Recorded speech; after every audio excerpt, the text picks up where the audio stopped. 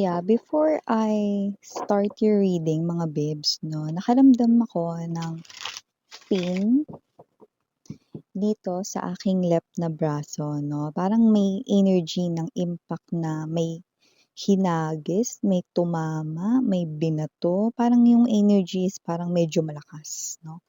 So, sa left na braso. So, it looks like, no, either kayo yon, tinamaan ba kayo ng something at masakit ba yung inyong left na braso?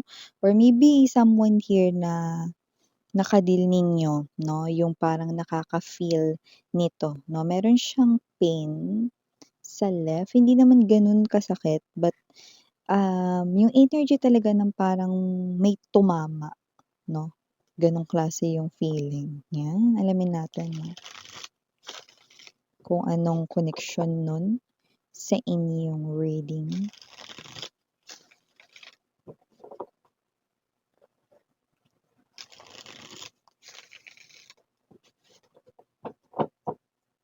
Okay.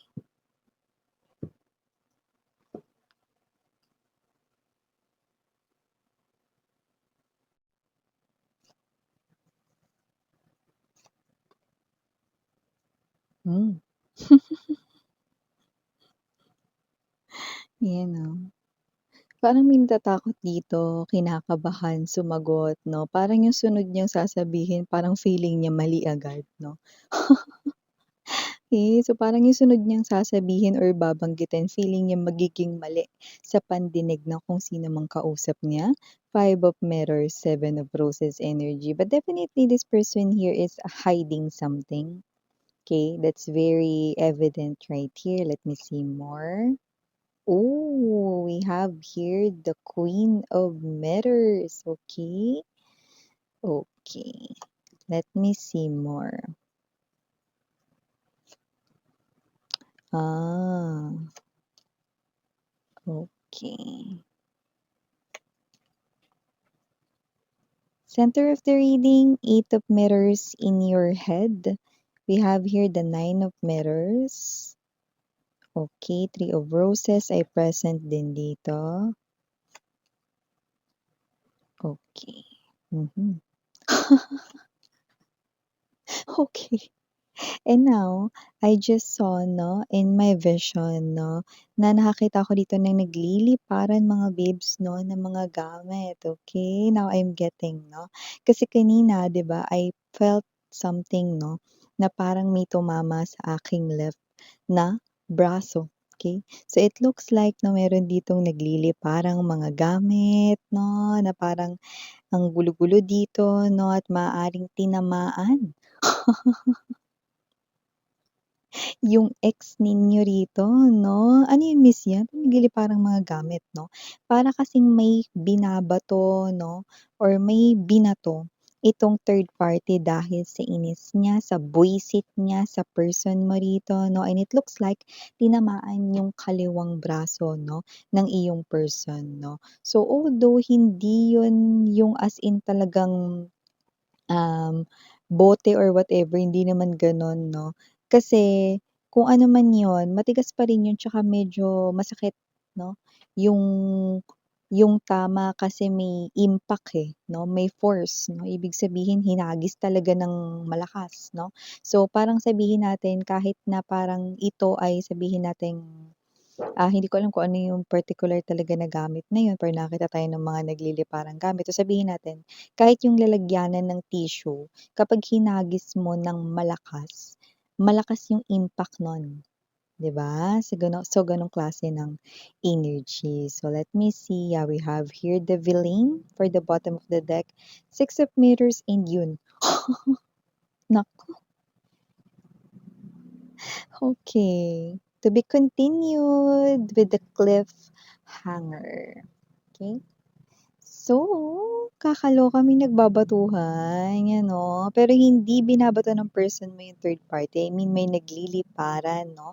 May batuhan na nangyayari rito. Pero nakita ko rito sa isang area lang nanggagaling yung mga gamit. So, it looks like mga babes, 'no? Iisa lang yung nambabato dito, 'no? Kaya nakita ko dito na yung person mo is probably yung energy na siya yung tinamaan or sumasalo ng mga binabato. Good luck sa kanya. So yun nga, na ba't nga ba nagkakaroon ng batuhan dito bago natin yan simulan pa more, 'no? Let me just greet everybody first. Hi and hello there everyone. My name is Yan. Welcome new subscribers. Returning tambayers, thank you sa inyong walang sawang love and support for me. At kung hindi nyo pa knows, meron pa po tayong main channel. Ang link po niyan ay down below sa ating description box.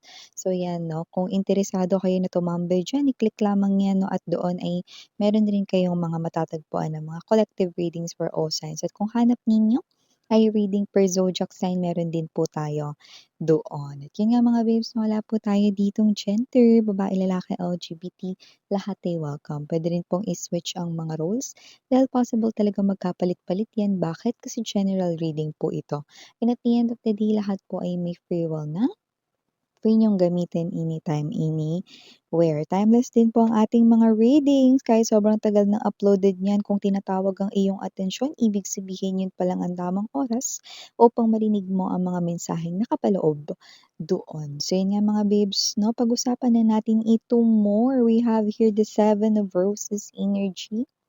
Five of Mirrors energy, 'no? So, nakita natin dito mga babes, 'no, na meron ditong kakaibang mga kinikilos ang iyong person right here na nakuha sa agaw. So, ang sitwasyon na 'to ay malinaw na malinaw sa akin, 'no, na ito ang situation nila ng third party ngayon. So, kung sino man 'to, 'no, na ex-person mo rito, meron ditong energy ng kinakabahan siya rito kasi baka siya ay mahuli, 'yan, 'no? At nakikita natin dito 'no, na medyo yung person mo is marami ritong excuses 'no, medyo familiar ang sitwasyon na 'to kasi dati sa inyo ang dami niyang excuses, 'di ba? Ngayon sa third party, naku, naku, naku, nagsisimula na rin siyang gumawa ng mga excuses, 'yan 'no. Puwedeng ito siya mga babes 'no, na parang siguro pagka nagkakaroon rito sila ng date 'no, maaaring ito siya, "Ay, pinag-o-OT pala ako ni boss. Ay, meron palang importanteng gagawin sa araw na 'yan." 'Yan oh, puro siya gano'n. So, maaaring imbierna na yung third party dito. Puwedeng gano'n yung situation, just take how this resonates, 'no? Pero meron ditong particular talaga na pinaka-high chance ito talaga yung pinag-aawayan at buburingutan 'no, nitong third party. So, we have here the Queen of Mirrors, Ten of Flutes right in here, Four of Mirrors energy. It's like kung talagang mahal mo ko, ba't di mo ko pakasalan?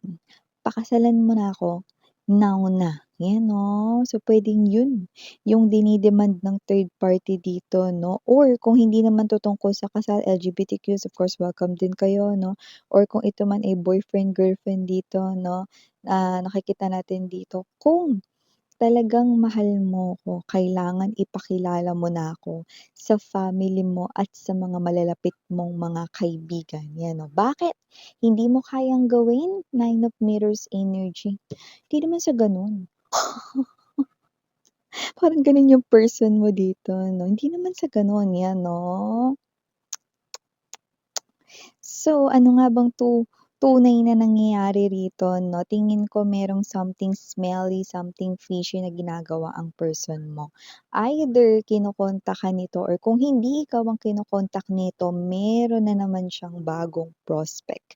Meron na naman siyang bagong kinahuhumalingan. So, ano ba naman 'tong person mo, #certified player kung gano'n ang sitwasyon niya. Kaya naman kung sino man 'tong third party galit na rito with the Queen of Mirrors energy, 'yan ang kanyang mga kondisyones. So, nakikita natin dito 'no, na yung third party medyo visit na rito 'no, but at the same time, nakikita natin dito 'no, na medyo strong ang kanyang personality. Eight of Mirrors energy, ito ay hindi mawala sa kanyang isipan dito 'no. So, meron ditong energy na kahit gaano siya rito katapang 'no, naluluha pa rin siya rito 'no. Kasi parang nawawalan na ngayon ng saysay 'no, yung pang-aagaw niya sa person mo sa'yo dati. Kasi parang feeling niya ngayon unti-unti nang kumakawala sa kanya ang iyong person, Three of Roses energy, 'no? Kasi nga medyo mga kaduda-duda na ang ikinikilos ng iyo ritong ex-lover, 'no? At parang anytime puwedeng ito ay, ah, lumipat na, 'no? Sa kabilang bahay naman ibang babae naman ito, ibang lalaki naman ito, 'no? Or with the Three of Roses is the, roses energy, 'no? Another destination. So, puwedeng may iba-ibang ginagawa na naman itong milagro 'no, ang iyong ex-lover 'no. Alam mo kaya hindi pa rito makapagsalita 'no, ang iyong person rito 'no. So, kung wala mang iba 'no, siya ritong prospect or wala siyang ibang kinahuhumalingan diyan, with the Seven of Flutes energy right here 'no, hindi pa siya rito kayang harapin yung mga gossips or rumors with the Page of Mirrors 'no. Hindi niya pa kaya ritong in short panindigan yung third party. Medyo nahihiya pa siya rito 'no, na sabihin na, "Eto na yung bagong person ko." Lalo na kung asawa niyo 'to, nahihiya pa siya rito sabihin sa mga ibang mga tao na ang kanya ritong kinakasama ay ang kabit, 'di ba, ang mistress, ang kalokadidang rito 'no. So, nahihiya pa siya, hindi niya pa alam kung papaano i-e-edit ang istorya with the Seven of Flutes energy. Kaya tingnan ninyo ang daming dialogue boxes diyan 'no. Hindi niya pa alam yung sasabihin, 'yan 'no. Okey. So, parang feeling niya nakakahiya 'no, na ang kinakasama niya ngayon ay hindi ang legal lalo na kung asawa niyo ito 'no. At kung hindi niyo naman ito asawa at ito ay ang inyong boyfriend na sa makabilang girlfriend lang, LGBTQs 'no, nakikita natin dito mga babes, just take how this resonates 'no, wala tayong gender, okey? So, lumalabas pa rin na nahihiya siya rito 'no, dahil, mukhang nalalaman na 'no ng iba pang mga kakilala ninyo rito 'no, na siya rito ay nagtaksil sa inyo 'no. So, nakakahiya na ipakilala niya itong bago lalo na kung fresh na fresh pa ang inyong breakup 'no, at lalo na mga babes 'no, kung iba, kasi may lumabas din dito, lalo na kung iba yung sinabi niya ritong rason ng inyong breakup at hindi third party tapos biglang ilang kembot lang may pakikilala ng bago, 'di ba? Something smelly talaga. So, nakita natin dito that with this particular message 'no, the third party right here galit na kaya may nagliliparan dito ng mga gamit mga babes 'no, kasi feeling niya talaga 'no, na meron ditong ginagawang iba yung iyong person right here 'no. Yun ang nakikita natin dito, okey? Pero kung sino man ito na third party na ito, nakikita natin dito 'no, na siya yung klase ng energy na mukhang galit na pero matapang pa rin 'no, palaban pa rin. Yun yung nakikita natin dito 'no. And at the same time 'no, nakikita natin dito na parang medyo mahina rin siya 'no, sa pagsalo ng mga gossips or rumors 'no. 'Pag may mga naririnig siya about your person right here 'no, na, "Ay baka meron ng iba 'yan, baka pinagpalit ka na niyan, baka meron na 'yang bagong kinakausap." Hindi kaya? 'Yan 'no, yung mga intrimitida 'no, ng mga friends niya 'no, na may mga feedbacks, may mga, ah sinasabi rito 'no, na baka naman ganito friend, baka naman ito friend, 'yan na may mga gano'ng klase ng energy. So dahil diyan 'no, hindi maitatatuwang affected much siya, okey? Lalo na rito na parang alam niya at kinukutuban siya rito 'no, tapos yung person mo hindi pa nagsasabi ng totoo, so lalo siya ritong nabibwisit. So with the villain energy 'yan, nakita niyo naman, okey, nagagalit siya rito pero naiiyak siya, ano, okey. Kasi alam niya na itong sitwasyon na ito hindi niya rin nakitang paparating lalo na kung masyadong bigay na bigay yung person ninyo sa kanya way back before, okey?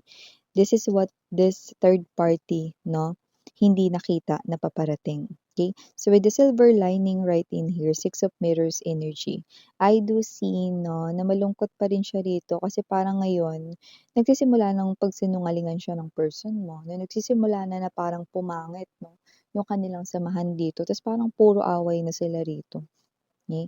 Yung person mo totoong meron siyang tinatago dito, kaya nga sabi ko sa inyo, either kino-contact kayo nito or kung hindi kayo kino-contact niyan possible na may iba yang kinakausap, iba na naman na person. So with the to be continued, wag na tayong lumayo, literal talaga 'yan. Ano ibig niyong sabihin, Miss 'yan? Ibig ko sabihin tuloy-tuloy pa rin dito ang kanila ritong pag-aawayan, possible na rin na magkaroon pa rin dito 'no ng nagliliparang mga gamit. Kaya kung ako sa person mo 'no, na ex-person mo rito, mas maganda kung palalakasin niya yung katawan niya rito 'no, mag-gym kaya siya 'no, para 'pag tinamaan siya ng mga gamit 'di masyado masakit. So 'yan 'no. By the way, yung person mo, eh, maaaring ang pumapasok sa isipan mo ngayon ba't 'di niya iwanan, 'yan 'no, para naman hindi niya masalo yung mga nagliliparan na mga gamit 'no. Well, kung makikita ninyo isa itong daga at mukha siyang dagang kanal. But the meaning of the five of mirrors right in here, ibig sabihin, as of this moment, walang ibang matutuluyan ang person mo. So may mga friends rin siya na galit rin sa kanya dahil alam na siya yung may pagkakamali sa inyong separation, no? At ang kanyang family, lalo na kung asawa niyo ito, no? Alam rin ang katotohanan dito. So wala siyang mapupuntahan, no? Kaya tiis mo na siya rito with the third party. Pero gayunpaman mga babes 'no, meron talaga siya ritong ibang kinakausap. Yes, that's correct, okey? Hay. Okay, so yeah, ito ang update right here with your person 'no, na nandodo'n sa feeling ng kanyang third party, ang gulo-gulo nila dito, 'yan. So ito yung mga messages right here for you guys. Thank you so much. Again, I'm Yuriana on ni Sarang Heal Love and Light. Annyeong.